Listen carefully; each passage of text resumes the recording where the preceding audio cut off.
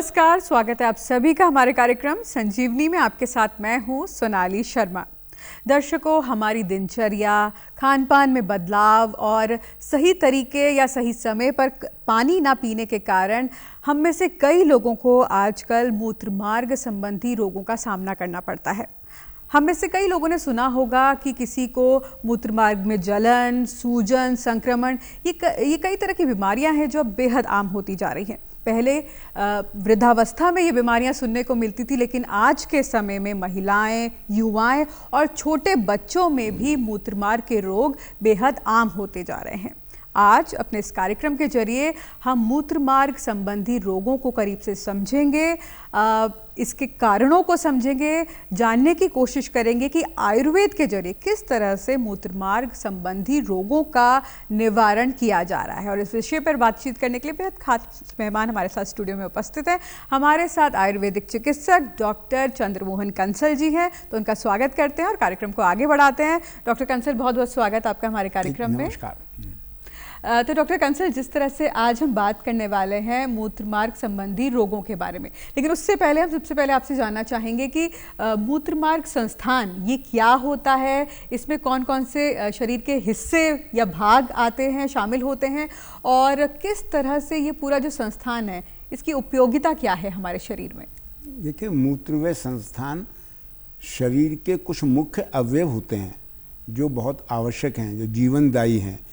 जैसे हृदय है, मस्तिष्क है, और तीसरा कहलाता है बस्ती। बस्ती को हम वैसे तो यूरिनरी ब्लैडर कहते हैं, लेकिन मूत्रव्यय संस्थान पूरा बस्ती के अंतर्गत ही आता है। और इसका मुख्य उपयोगिता जो होती है, शरीर के जो वेस्ट प्रोडक्ट होते हैं जिनको शरीर के अंदर नहीं रुकना चाहिए, ये मूत्र के द्वारा मूत्रव्यय संस्थान गुर्दों के द्वारा फिल्टर करके उनको बाहर निकाल देता है।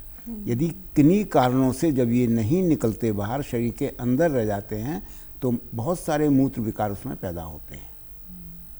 तो विकारों की जिस तरह से आपने बात की, तो कौन कौन से विकार हैं जो आज के समय में बेहद आम होते जा रहे हैं और कहीं ना कहीं इस संस्थान की गड़बड़ी के कारण ये जो रोग हैं अब हर उम्र के लोगों में देखने को मिल रहे हैं? देखिए, सबसे मुख्य कॉमन तो है इसमें पेशाब के रास्ते में इन्फेक्शन का होना, जिसे हम यूटीआई, यूरिनरी ट्रैक्ट इन्फेक्शन कहते हैं। बहुत कॉमन हो गया है।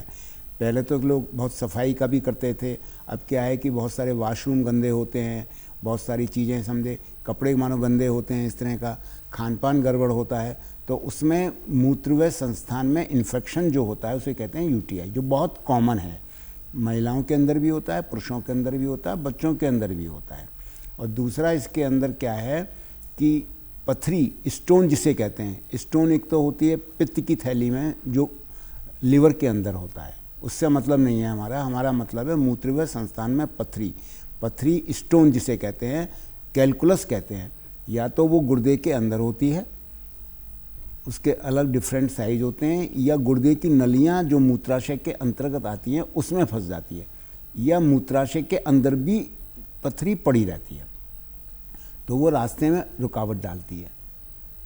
दूसरा क्या है कि इसमें पुरुषों के अंदर प्रोस्टेट ग्लैंड होती है, वो एल्डरली 65-70 के ऊपर जाके बढ़ने लगती है, तो वो भी पेशाब के रास्ते को कम करती है। जब पेशाब का रास्ता कम हो जाएगा, सिकुड़ जाएगा, पेशाब क्लियर नहीं होगा, तब भी इन्फेक्शन हो जाता है, और बाहर से भी इन्फेक्शन आ जाता है कि हम बाहर ऐसी जगह बाथरूम करने गए जो बाथरूम गंदा है, वहाँ से भी इन्फेक्शन पहुँच जाता है। तो डॉक्टर साहब, इनके लक्षण क्या होते हैं? क्योंकि कई बार हम नहीं समझ पाते कि ये जो परेशानी है ये कहीं ना कहीं मूत्र रोग संबंधी है, तो कई बार हम नहीं समझ पाते। तो शुरुआती लक्षण इनमें से किसी भी बीमारी के या मूत्र रोग के शुरुआती लक्षण किस तरह से नजर आते हैं? देखिए, मूत्र रोग के शुरुआती लक्षणों में पेशाब में जलन होना, मरीज या पेशेंट ये बताएगा, हम जाते हैं तो मुझे बड़ी कठिनता से पेशाब होता है, बहुत बर्निंग होती है, बड़े दर्द मुझे होता है। ये तो है कॉमन। और कभी कभी जलन भी नहीं होती और पेशाब में इन्फेक्शन भी होता है। तो पेशाब का इन्फेक्शन, जलन होना, और दूसरी बीमारी जैसे पथरी का होना, पथरी के अंदर भी जलन हो सकती है, लेकिन पथरी के अंदर दर्द बहुत होता है, पेट के अंदर बहुत सीवियर पेन होता है, दर्द की दवाओं से भी ठीक नहीं होता। वो स्टोन गुर्दे के अंदर भी हो सकता है, गुर्दे से नलियाँ नीचे आती है उसमें भी हो सकता है, और पेशाब की थैली में भी हो सकता है। इसमें डिफरेंट साइज होते हैं, 2 mm, 3 mm, 5 mm, 10 mm, 20 mm तक। तो यूजुअली जो गुर्दे के अंदर पथरी होती है वो बहुत तेज़ दर्द, मरीज़ शिकायत करेगा जी मुझे बहुत दर्द हो रहा है। और कभी कभी क्या होता है कि मरीज़ का बुखार ठीक नहीं होता है, बुखार ही ठीक नहीं हो रहा है, पेशाब में भी कोई तकलीफ़ नहीं है, तो उस समय कहा जाता है भाई अपनी जांच करा लो कि यूरिन का इन्फेक्शन तो नहीं है। तो उसमें यूटीआई इन्फेक्शन आ जाता है, फिर उसका वो कल्चर कराते हैं, कल्चर करा के कौन सा दवा काम करेगी, कौन सा एलोपैथिक वाला बता रहा हूँ, कौन सा एंटीबायोटिक काम करेगा वो उसको यूज़ करते हैं। या कभी कभी क्या होता है शुगर की बीमारी, मधुमेह, डायबिटीज़ की बीमारी होती है, उसमें भी क्या कहते हैं यूरिन का इन्फेक्शन बहुत जल्दी होता है। तो उसका होना, स्टोन का होना, प्रोटीन का अधिक पास होना, और कभी कभी क्या होता है कि इसके अंदर ब्लड प्रेशर बहुत बढ़ जाता है तो गुर्दे ख़राब हो जाते हैं, गुर्दे फिल्टर करना ही बंद कर देते हैं। उस स्थिति में पेशेंट का पेट में दर्द, उल्टी, ये बहुत कॉमन हो जाता है, भूख लगना बंद हो जाता है, कमजोरी बहुत हो जाती है, हीमोग्लोबिन बहुत कम हो जाता है। तो जब समझ में नहीं आता डॉक्टर को, जनरल फिजिशियन को, कि भाई इसका बुखार ठीक नहीं हो रहा है, इसकी उल्टी ठीक नहीं हो रही है, इसका क्या कहते हैं सिर दर्द ठीक नहीं हो रहा है, और दर्द बहुत रहता है पेट में, खाना खाना छोड़ दिया है, भूख नहीं लगती है, तब वो कहता है कि भाई इसकी पूरी जांच करा लो, ब्लड की जांच करा लो, किडनी के लिए अल्ट्रासाउंड करा लो, तब सारी जांच की जाती है। तब ये बीमारी कभी कभी तो डायरेक्टली पकड़ में आ जाती है बीमारी, और कभी कभी जांच करने पे ही पता लगती है कि इसको गुर्दे की बीमारी है। तो जो गुर्दे की बीमारी है उसका फिर इलाज उसी तरीके से किया जाता है। बिल्कुल। तो डॉक्टर साहब, इन रोगों को एक एक करके हम करीब से आपसे समझेंगे और आयुर्वेद के जरिए इनका उपचार किस तरह से किया जाता है इसको भी जानेंगे, लेकिन उससे पहले ये भी जानना चाहेंगे कि क्या जैसे शरीर में आयुर्वेद के हिसाब से हमारी अलग अलग प्रकृति होती है, वात, पित्त, कफ, तो क्या इस पर भी निर्भर करते हैं मूत्र रोग? देखिए, वात, पित्त, कफ प्रकृति शरीर के मुख्य 3 दोष होते हैं जिन पर शरीर स्थिर रहता है। तीनों दोष यदि साम्य अवस्था में होते हैं तो हमारा आयुर्वेद शास्त्र कहता है तकलीफ नहीं होती। दोषों का नियमित रहना, नियमित मात्रा में, लेकिन क्या होता है कि जिनको वात प्रकृति होती है, जितना भी दर्द है वो वायु के कारण होता है। शरीर के नीचे के हिस्से का दर्द, जो गुर्दे नीचे की तरफ आते हैं, हमारे पथरी जो नीचे की तरफ आती है, यूटीआई जो नीचे के हिस्से में आता है, वो वायु के प्रकोप के कारण होता है। तो जिसमें वायु की प्रकृति ज़्यादा होती है, वायु दोष की प्रधानता रहती है, उसमें इसके होने की संभावना ज़्यादा रहती है।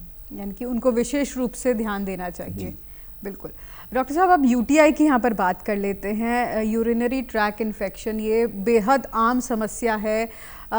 इसकी वजह क्या होती है और किस तरह से इसके लक्षण और फिर उपाय किस तरह से आप लोग करते हैं आयुर्वेद के जरिए, इस पर थोड़ा आप जानकारी दीजिए। देखिए, यूरिनरी ट्रैक्ट इन्फेक्शन एक तरह से मूत्रव्य संस्थान के रास्ते में इन्फेक्शन होना, चाहे अंदर से आए चाहे वो बाहर से आए। बाहर से तब आता है जब बाथरूम करने जाते हैं और साफ़ नहीं होता तो वहाँ से भी इन्फेक्शन लग जाता है। अंदर से तब आता है जब बॉडी में कोई इन्फेक्शन हो जाता है। तो उसमें सबसे बड़ी पहचान ये होती है कि एक तो बुखार आता है विद, मतलब फीवर विद शिवरिंग। एक तो शिवरिंग होती है मलेरिया में, उसी तरह की शिवरिंग होती है, और दूसरी शिवरिंग कपकपाहट जो होती है वो यूटीआई इन्फेक्शन के बुखार में होती है। दूसरा क्या होता है कि पेशाब करने में जलन होती है। तो अगर पेशेंट जलन नहीं बोल रहा है और कह रहा है कि मुझे बुखार मेरा ठीक ही नहीं हो रहा, सब दवा खा लिया और सर्दी बहुत लगती है, दिमाग मस्तिष्क जाता है मलेरिया की तरफ, लेकिन होता है यूटीआई। तो यूटीआई का बुखार जो है सर्दी लग के आता है, सर्दी के साथ आता है, भूख नहीं लगती है, उल्टी आने लगती है और खाना पीना आदमी छोड़ देता है। तो ये कॉमन, बहुत कॉमन इसलिए भी हो गया है कि आजकल बहुत सारी जगह इन्फेक्शन बॉडी के अंदर से आ रहा है तब भी हो रहा है और बाहर से आ रहा है तब भी हो रहा है। और महिलाओं में तो इसलिए ज़्यादा होता है कि शारीरिक रचना इस तरीके की होती है कि उनमें ये इन्फेक्शन जल्दी लगता है। बिल्कुल, क्योंकि महिलाओं में बहुत आम होती जा रही है वाली समस्या। जो मूत्र का रास्ता है और योनि का रास्ता है वो बहुत पास होता है। ये एनाटॉमिकल शरीर की रचना के हिसाब से इतना नज़दीक है कि वो इन्फेक्शन बहुत जल्दी कॉमन पहुंच जाता है, जबकि पुरुषों में इतना जल्दी नहीं पहुंचता, क्योंकि उनका पेशाब करने का रास्ता बिल्कुल सेपरेट अलग बना हुआ है, मूत्र इंद्रिय अलग से बनी हुई है। बिल्कुल। बच्चों में भी इसलिए होता है कि बच्चे वो उतना केयर नहीं कर पाते, समझे, वो ऐसे घूमते रहते हैं, ऐसे क्या कहते हैं कहीं भी घुस कर बाथरूम कर लेते हैं, उनमें भी हो जाता है। तो ये इन्फेक्शन बहुत कॉमन हो गया है। बिल्कुल। और रही इसकी जांच की बात, कैसे पता लगेगा? या तो यूरिन की जांच कराते हैं, सामान्य जांच कराते हैं, उसमें पस सेल्स आ जाते हैं, और ज़्यादा करते हैं तो उसमें कल्चर करा लेते हैं, तो ये पता हो जाता है कि इन्फेक्शन है या नहीं है। और इसकी चिकित्सा के लिए तो एलोपैथिक में तो वो एंटीबायोटिक देते हैं क्योंकि वो कल्चर से आ जाता है। हमारे यहाँ कुछ क्वाथ चिकित्सा होती है, जो बहुत अच्छा काम करती है। यदि एक बार यूरिन, एक्चुअल दिक्कत क्या है यूरिन यूटीआई में, एक बार हो जाता है तो रिपीट बहुत होता है, तो वो बड़ी, तो कहाँ तक एंटीबायोटिक खाएगा वो आदमी? वो एंटीबायोटिक शरीर के लिए नुकसान करता है, गुर्दे को नुकसान करता है। हमारे यहाँ कुछ काढ़े ऐसे हैं जो दवाओं से पानी में उबाल के पीते हैं, जिनमें एक बार यदि इन्फेक्शन कंट्रोल हो जाता है तो दोबारा यूटीआई नहीं होता। वरुण शिग्रु क्वाथ और वरुणवादी क्वाथ, कोक्षरादि गूगल, ये दो, यवक्षार और श्वेत प्रपट्टी, ये 3-4 चीज़ें ऐसी हैं कि जिनको यदि इस काढ़े को एक बार इन्फेक्शन हो जाएगा तो नहीं काम करेगा, लेकिन एक बार इन्फेक्शन ठीक हो जाएगा फिर दोबारा आदमी पीता रहेगा, 2-3 महीने पी लेगा तो री इन्फेक्शन नहीं होगा। तो डॉक्टर साहब, ये बच्चों को भी दिया जा सकता है या उनके लिए कोई और उपाय यूटीआई के केस में होता है? नहीं, बच्चों को दिया जा सकता है लेकिन उसकी मात्रा कम होती है, उसमें थोड़ा सा शुगर और ग्लूकोज पाउडर मिला के दे दीजिए, क्योंकि काढ़े का टेस्ट बहुत अच्छा नहीं होता है। बड़ों में तो क्या कहते हैं, आधा कप सुबह शाम देते हैं, बच्चों के अंदर आधा चम्मच से 1 चम्मच दे दीजिए, बनाया। और डॉक्टर साहब, इसी के साथ साथ हाइजीन, साफ सफाई, वो कितना महत्वपूर्ण होता है यूटीआई में? वो बहुत आवश्यक है कि कपड़े साफ हों, सुधरे हों, बढ़िया हों, बाथरूम जाना हो तो बाथरूम भी साफ होना चाहिए। खाने पीने से कोई बहुत ज़्यादा मतलब नहीं है, सामान्यतः क्या कहते हैं, बहुत मिर्च मसाले की चीज़ मत खाइए, बाकी सामान्य भोजन खाइए। लेकिन खाने का रोल नहीं है बहुत, रोल इसमें बाहर से इन्फेक्शन नहीं आना चाहिए और अंदर से भी कोई पेशेंट को परेशानी हो तो वो नहीं होनी चाहिए। बिल्कुल। डॉक्टर साहब, आगे बढ़ते हैं। कई लोगों में मूत्रमार्ग में सूजन और दर्द की शिकायत भी होती है, तो ये किस वजह से होती है और इसके लिए क्या किया जाए? 2 ही चीज़ हैं, एक तो है यूटीआई का इन्फेक्शन होना और दूसरा है पथरी का उस रास्ते में आके अटक जाना, फंस जाना, किडनी स्टोन का। चाहे तो वो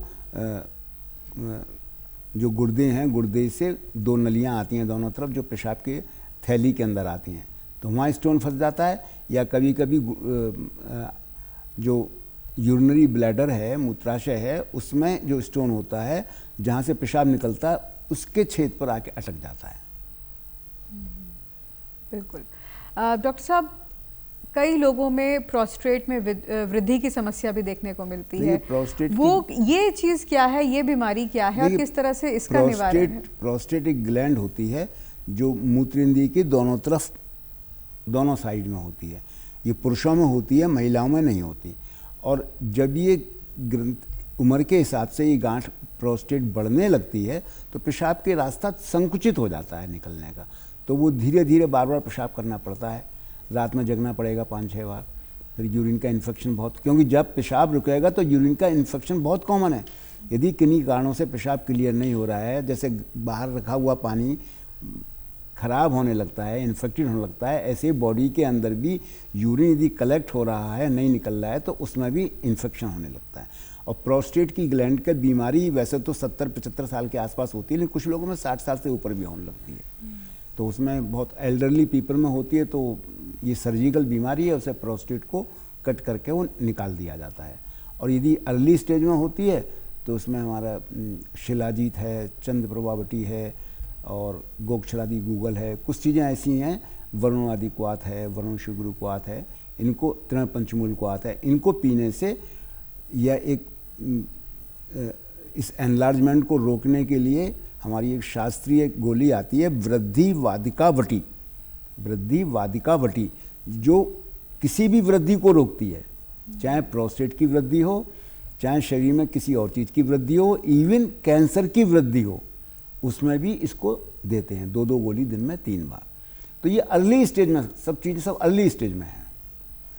तो डॉक्टर साहब, इस बीमारी का भी पता कैसे लगता है? जैसे आप बता रहे हैं कि अर्ली स्टेज में अगर डिटेक्ट हो जाए तो आयुर्वेद इसमें बहुत अच्छा उपाय देता है, तो किस तरह से इसके लक्षण नजर आते हैं? वो नहीं, लक्षण नहीं आएंगे, पेशाब बार बार जाना पड़ेगा, वो अल्ट्रासाउंड करने से पता लग जाता है।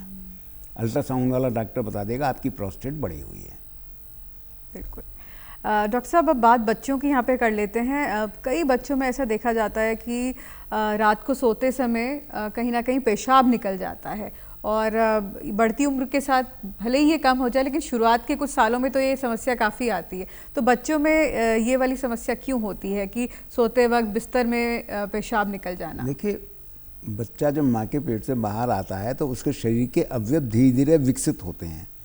कुछ शुरू से रहते हैं, जैसे आँखें हैं, कान हैं, शुरू से विकसित होते हैं, लेकिन पेशाब की थैली धीरे धीरे उसमें पावर आती है। तो पेशाब की थैली चूँकि बच्चों में पूरी डेवलप नहीं हो पाती, तो पेशाब रुक नहीं पाता थैली। वो थैली पेशाब की थैली काम क्या है? किडनी का काम तो है किडनी को पेशाब को फिल्टर करना, और नलियों का काम ये कि वहाँ तक आगे लाना, और जो हमारी यूरिनरी ब्लैडर है उसका काम है पेशाब को रोके रखना, और जब अमाउंट पूरा हो जाए तो उसको कांटेक्ट करके बाहर को पुश करना। तो बच्चों में जो यूरिनरी ब्लैडर की पावर है वो कम होती है, वो पूरा डेवलप नहीं होता, इसलिए बच्चा 2-2.5 साल 3 साल की उम्र तक पेशाब बिस्तर में करते ही करते, सारे बच्चे करते हैं पेशाब, बार बार आपको चेंज करना पड़ेगा। और एल्डरली पीपल में क्या होता है कि वही ब्लैडर जो युवावस्था तक ठीक रहता है, भाई अब 4-5 घंटे में पेशाब जाना पड़ता है यूजुअली, तो बाद में जाके वो ब्लैडर वीक हो जाता है। जैसे कपड़े पुराने हो जाते हैं, ऐसे शरीर के अवयव पुराने होने लगते हैं, ब्लैडर वीक हो जाता है। तो डेवलप ना हो तब भी रोक नहीं पाता पेशाब को, और वीक हो जाएगा तब भी वो पेशाब को रोक नहीं पाएगा। जरा सा पेशाब आएगा उसे बाहर फेंकने की कोशिश करता है। तो ये बच्चों के अंदर भी बिस्तर गीला होता है, बड़ों के अंदर तो कई बार क्या होता है कि वो बाथरूम जाते जाते उनका पेशाब निकल जाता है। लेकिन हमारी कुछ आयुर्वेदिक औषधियाँ ऐसी हैं जो इसमें बच्चों के लिए, साहब ने बताया, बच्चों के ब्लैडर को टोन अप करती हैं, ताकत देती हैं, तो वो बच्चा पेशाब करना धीरे धीरे जल्दी पूरा हो जाएगा तो कम बंद कर देता है। डॉक्टर साहब, जब बच्चे छोटे होते हैं, लगभग 2-2.5 साल के होते हैं, तब तो कई बार ये जो स्थिति होती है नज़रअंदाज की जा सकती है, लेकिन जैसे जैसे बच्चे बड़े होते हैं 3 साल 5 साल के, अगर तभी भी ये रोग बना रहे तो कितना चिंता का विषय है ये? चिंता का विषय यही है कि उसमें ब्लैडर जो नॉर्मली उसकी ताकत टोन अप आ जाती है वो नहीं आती। 2.5-3 साल तक तो चलो डेवलप हो रहा है, उसके बाद टोन अप आ जाती है तो बच्चा पेशाब नहीं करता। लेकिन बहुत सारे बच्चे 10 साल तक की उम्र तक भी बिस्तर गीला करते हैं, मदर को उसे उठाना पड़ता है, पेशाब कराना पड़ता है, तो वो ब्लैडर उसका वीक रहता है। तो उस ब्लैडर की वीकनेस, एलोपैथिक वाले तो कहते हैं अपने आप ठीक हो जाएगा, लेकिन हमारे यहाँ कुछ चीज़ें ऐसी हैं औषध जो उसको ताकत देती हैं ब्लैडर को। तो किस तरह से डॉक्टर साहब इसका इलाज किया जाता है? कौन कौन सी ऐसी औषधियाँ, जड़ी बूटियाँ हैं जो इस्तेमाल की जाती हैं? जो हमारे यहाँ औषध बढ़िया है, एक तो है व्रत बंगेश्वर रस। बंगेश्वर रस नाम से गोलियाँ मिलती हैं, एक सामान्य होती हैं, एक व्रत बंगेश्वर जो गोल्ड वाली हैं, थोड़ी सी महंगी है, लेकिन इसका यूरिनरी ब्लैडर पर बहुत अच्छा असर है। यदि इस गोली को बच्चे की उम्र के हिसाब से दिया जाए तो 1-1.5 महीने देने के बाद हम समझते हैं कि धीरे धीरे पेशाब बच्चा रात को कम कर देता है, और बाद में बीमारी ठीक हो जाए। अगर 10 साल का बच्चा भी अगर 3 मंथ्स इलाज कर लेता है तो उसका ब्लैडर ठीक हो जाता है। व्रत बंगेश्वर रस है, चंद्रप्रभावटी है, और एक और है बच्चों की बीमारी में देने के लिए कुमार कल्याण रस। ये जितने नाम मैं बता रहा हूँ ये सब गोल्ड और मोती की भस्म पड़ती है, थोड़ी महंगी है। तो क्या भाई, बच्चे को दवा खिला रहे हैं आप, आदमी अच्छा सामान तो खाता ही है ना। मान लीजिए 30, 40, 50 रुपये गोली भी है, अगर एक महीने खाई 1,500-2 हज़ार रुपया खर्च हो गया, तो मान लीजिए इससे ज़्यादा तो पैसा टेस्टिंग में खर्च हो जाता है, तो बच्चा ठीक हो जाता है। तो व्रत बंगेश्वर रस, बसंत कुसुमाकर रस, कुमार कल्याण रस, इसमें काढ़ा नहीं काम करेगा, इसमें ये रस औषधि ही काम करती है। और ऐसे ही जो एल्डरली पीपल हैं उनको भी दिया जाता है, ये ब्लैडर को टोन अप करने के लिए है, कहीं ना कहीं ब्लैडर की मजबूती के लिए, ब्लैडर की मजबूती के लिए। बिल्कुल। डॉक्टर साहब, अब रीनल स्टोन की बात करें, किडनी स्टोन की बात करें, तो ये किस तरह से हमारे मूत्र मार्ग को प्रभावित करते हैं और इसके कारण किस तरह की तकलीफ देखने को मिलती है? देखिए, एक तो मैंने बताया कि स्टोन होता क्यों है, पहले जान लीजिए। स्टोन के लिए एक तो फैमिली टेंडेंसी होती है। कई बार देखा गया कि आप सब कुछ ठीक खा पी रहे हैं सब, क्योंकि 4-5 फैमिली सब लोग एक सा खाना खाते हैं एक फैमिली में, और सबको नहीं होता, किसी एक को होता, पता लगा उसको भाई को भी है, उसको बहन को भी है, उसको फादर को भी। एक तो फैमिली टेंडेंसी हो गई। दूसरा क्या है कि जो पानी बहुत हार्ड होता है, जिसमें कैल्शियम ज़्यादा होता है वो, और टमाटर, समझे, उसमें कैल्शियम ऑक्जेलेट बहुत होता है और स्टोन कैल्शियम ऑक्जेलेट से बनता है। टमाटर और पालक जो जिसका सेवन करते हैं तो धीरे धीरे वो स्टोन वाला हिसाब, जैसे गंगा का रेता वाला हिसाब है कि गंगा में बड़े बड़े पत्थर होते हैं और बाद में जाकर चूरा बन जाता है, ऐसे ही इसमें छोटे छोटे कण बनते हैं और वो जमा होकर स्टोन का रूप धारण कर लेते हैं, हार्ड स्टोन होता है। और वो स्टोन जो है फिर मूत्र के रास्ते को रुकावट डालता है, मूत्र के रास्ते को रुकावट डालेगा तो दर्द भी करेगा, यूटीआई इन्फेक्शन भी होगा और बहुत दिन पड़ा रहेगा तो गुर्दे के जो एक्सक्रीटरी सिस्टम बाहर निकालने की चीज़ें हैं गुर्दे को प्रभावित करता है और गुर्दे काम करना कम करने लगते हैं, उसमें बाद में जाकर गुर्दे फेलियर की स्थिति भी हो जाती है। तो डॉक्टर साहब कई केसेस में हमने ये भी सुना है कि मूत्र मार्ग में भी ये स्टोन कई बार अटक जाती है, तो कितना खतरनाक ये स्टोन होता है और फिर उपाय किस तरह से किया जाए? स्टोन जो है गुर्दे में तो नहीं अटकता, गुर्दे के अंदर जो गुर्दे की रचना है कहने पड़ा रहता है, अपना दर्द कर सकता है लेकिन अटकता नहीं है। अटकता कब है? जो गुर्दे से, जो गुर्दे का साइज इस तरह का बना हुआ है उससे जो आगे जहाँ नलियाँ निकलती हैं आउटलेट होता है उसमें फंस जाता है, या जो नलियाँ नीचे आ रही हैं ब्लैडर के अंदर उस नलियों में फंस जाता है। स्टोन का साइज जब 5 mm से कम होता है तो नहीं फंसता है, 5 mm या से ऊपर हो तो स्टोन फंस जाएगा तो बड़ा पेनफुल होता है वो। और उसका इलाज जो है वो अगर बड़ा स्टोन है तो सर्जरी करके या तो बाहर निकाल देते हैं या एक किरणों के द्वारा लिथोट्रैप्सी कहते हैं, लिथोट्रॉप्सी, उससे स्टोन को क्रश कर देते हैं, क्रश करके बाहर निकल जाता है लेकिन फिर स्टोन बन जाता है। तो हमारी औषधि ऐसी हैं कि जिसको स्टोन बन गया है और निकाल दिया गया है यदि उनको काढ़े को पिया जाए तो दोबारा स्टोन नहीं बनेगा। और छोटा स्टोन है तो उसकी औषधि भी है जो स्टोन को तोड़ के बाहर निकाल देती है। तो स्टोन तोड़ के बाहर निकालने के लिए जो औषधियाँ हैं वो एक तो काढ़ा है वरुणशिग्रुक्वात, वरुणवादी क्वात, पुनर्नवा बहुत ही फेमस है, छोटी सी छुप झाड़ी होती है, इसके पत्ते होते हैं, उसका काढ़ा भी दे देते हैं, उसके पत्ते का रस भी दे देते हैं, उसकी बाद में टैबलेट बना लेते हैं, समझे, पुनर्नवा बटी बना लेते हैं, उसको दे देते हैं, यवक्षार दे देते हैं, श्वेत प्रपटी दे देते हैं। इसमें त्रिविक्रम रस और पाषाण वज्र, पाषाण कहते हैं पत्थर को, पाषाण वज्र रस जिसमें स्टोन को तोड़ने की ताकत होती है, ऐसी त्रिविक्रम रस मिल जाती हैं। हमारी शास्त्रीय औषधियाँ हैं, आयुर्वेदिक स्टोरों पर सब जगह मिल जाती हैं। यदि उसको स्टोन छोटा है और लिया जाए तो स्टोन टूट के निकल जाता है, और काढ़ा पिया जाए तो दोबारा स्टोन नहीं बनेगा। जबकि स्टोन तोड़ के जो बाहर सर्जरी से बाहर निकालोगे तो नहीं बनेगा, वो तो ठीक है, लेकिन जो क्रश करके निकाला जाता है, 2-3 सीटिंग देते हैं लिथोट्रॉप्सी की, सारा स्टोन क्रश हो जाता है, निकल जाता है। लेकिन चूंकि क्रश हो जाता है तो पूरा नहीं निकलता, बचा रहता है, तो वो फिर स्टोन बन जाता है। तो उसके लिए हमारा ये वरुणशिग्रुक्वात सबसे बढ़िया, यह वरुणवादी क्वात बहुत बढ़िया काम करता है।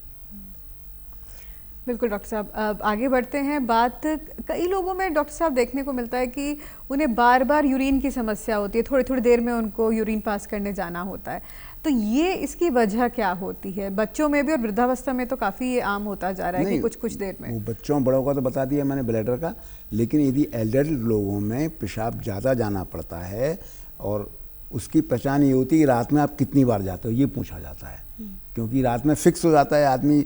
यूजुअली तो क्या होता है, रात में सोइए और सुबह तक उठना नहीं पड़ता है हेल्दी लोगों में, लेकिन जब तकलीफ़ होती है तो बार बार पता लगा 3 बार 4 बार हर 2 घंटे में उठना पड़ रहा है, तो उसमें बीमारी मधुमेह डायबिटीज जिसे कहते हैं उसका होता है। उसमें पेशाब बनता ही ज़्यादा है, ज़्यादा बनेगा तो ज़्यादा जाना पड़ेगा। तो मधुमेह एक ऐसी बीमारी है जिसमें बार बार पेशाब जाना पड़ता है।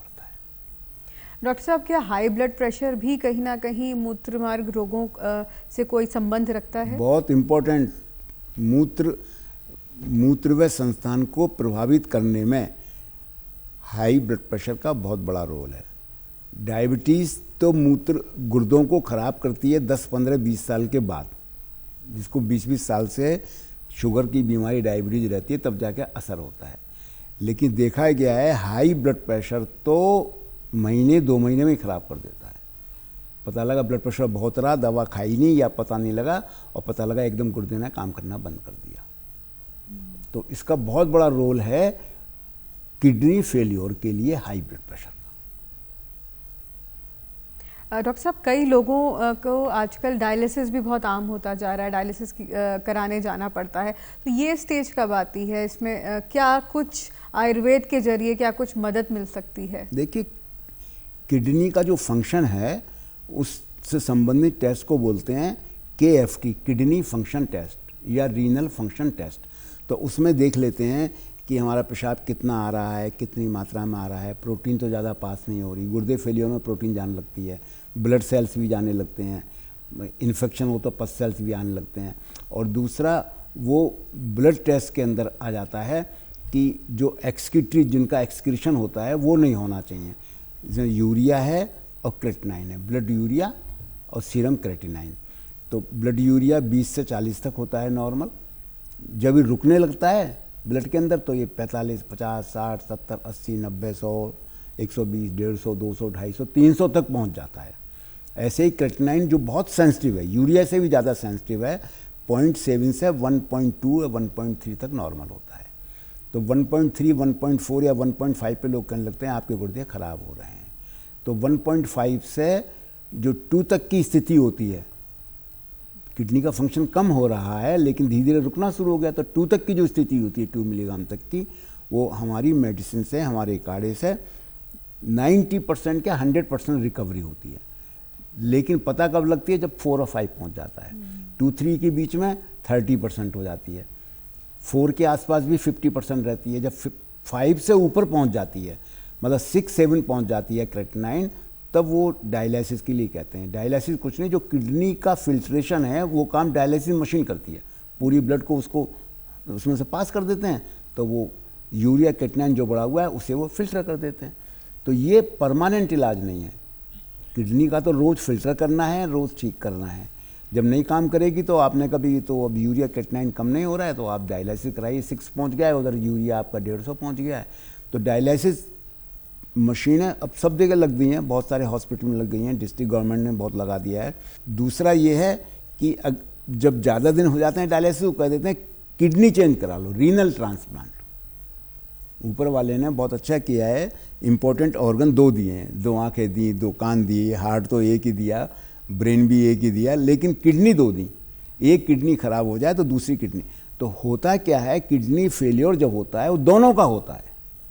ये नहीं है एक किडनी काम करना बंद कर दे दूसरी चलती रहे, वो दोनों का होता है। तो इसलिए फिर उसमें ट्रांसप्लांट करने को कहते हैं कि एक किडनी को बदल दीजिए आप, और वो किडनी ट्रांसप्लांट में घर के ही व्यक्ति से किडनी ली जाती। ट्रांसप्लांट भी बहुत महंगा है, तो ऐसा कोई इलाज नहीं है आमतौर पर जो लेट स्टेज में किडनी को नॉर्मल कर सके। उसके करीब करीब 10-10 लाख समझे उसमें सेल्स होते हैं किडनी में जो काम करते हैं। तो डॉक्टर साहब, ऐसी समस्या उत्पन्न ही ना हो, हमारी दिनचर्या किस तरह से रहनी चाहिए, और ख़ास तौर पर मूत्र रोग से हम दूर रहें, ऐसे में हमारा खान पान और घरेलू उपाय क्या कुछ होने चाहिए?